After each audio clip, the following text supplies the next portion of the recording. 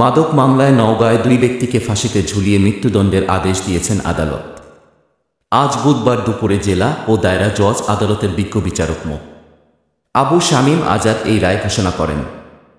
দণ্ড পাওয়া আসামি লিটন মিয়া চাঁপাইনবাবগঞ্জ জেলার চরবাগাডাঙ্গা গ্রামের মোমতাজ আলীর ছেলে। অন্য আসামি ইউসুফ আলী একই জেলার চরবাগাডাঙ্গা গ্রামের আলাউদ্দিনের ছেলে।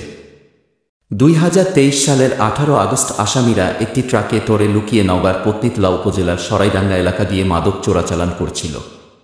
এ সময় র্যাব 5 জয়পুরহাট ক্যাম্পের সদস্যরা 700 গ্রাম ওজনের হেরোইন সহ তাদের দুজনকে আটক করে। এ ঘটনায় পত্নীতলা থানায় একটি মামলা করে র্যাব। পরে আদালতে সাক্ষ্য প্রমাণ গ্রহণ ও বিচার কার্য সম্পন্ন হয়। এতে মাদকদ্রব্য নিয়ন্ত্রণ আইনে সন্দেহাতীতভাবে অপরাধ প্রমাণিত হওয়ায় তাদের দুজনকে মৃত্যুদণ্ড ও ৫০,০০০ টাকা করে অর্থদণ্ডে দণ্ডিত করা হয়।